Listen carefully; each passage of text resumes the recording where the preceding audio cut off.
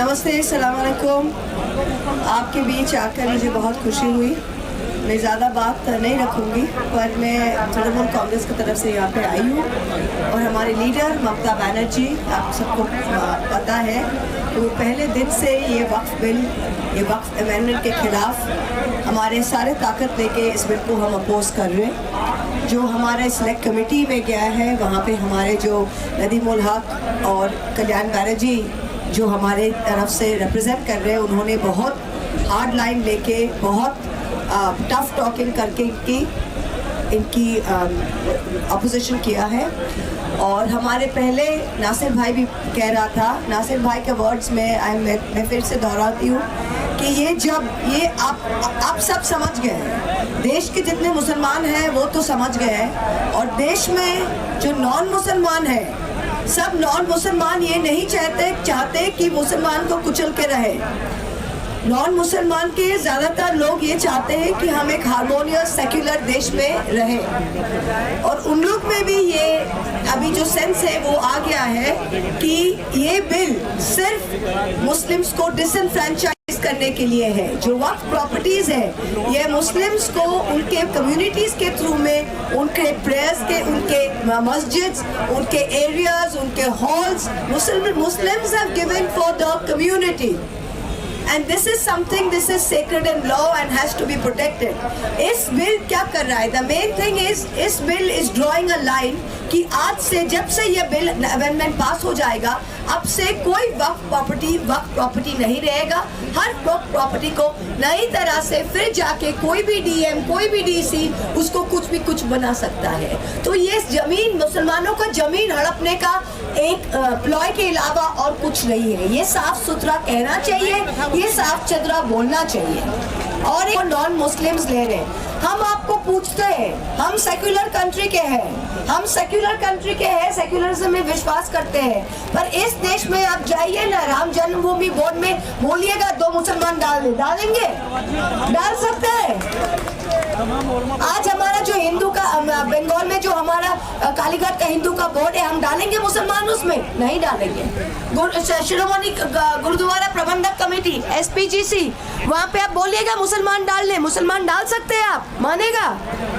तो फिर इसमें, इस वक्फ बोर्ड में क्यों नॉन मुस्लिम्स जाएगा? I don't understand this. Her point में मुसलमान, जो हमारे देश के 200 करोड़ से भी ज़्यादा आबादी है, इंडोनेशिया से सबसे ज़्यादा मुसलमान इंडोनेशिया के बाद भारत में है, और बातों में ये मुस्लिम्स को डिसएनफ्रेंचाइज करना, मुस्लिम्स को ये फीलिंग देना कि ये आपका देश नहीं है, पाकिस्तान चले जाओ, बांग्लादेश चले जाओ। क्यों पाकिस्तान जाएंगे भाई? क्यों बांग्लादेश जाएंगे? 5 बार मिट्टी में, यहाँ पे इस मिट्टी में हम रहेंगे, कहीं नहीं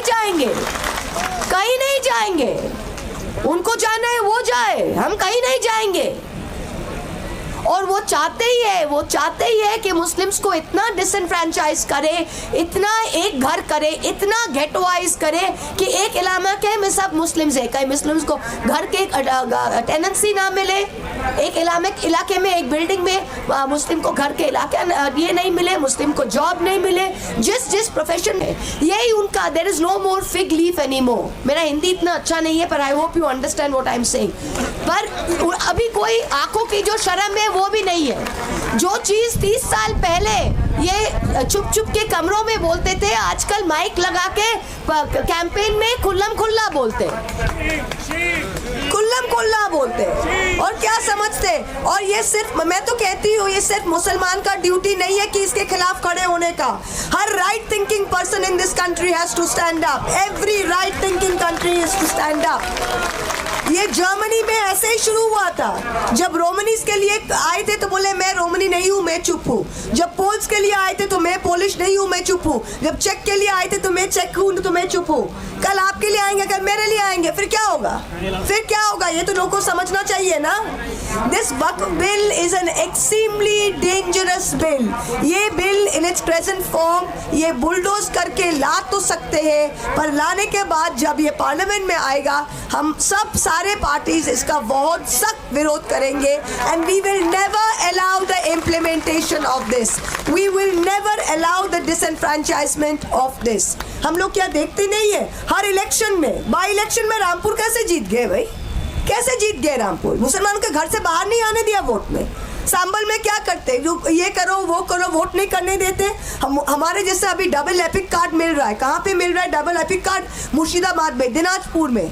नाम किसका मिल रहा है? मोहम्मद खान। नाम किसका मिलता है? मुर्तजा आलम।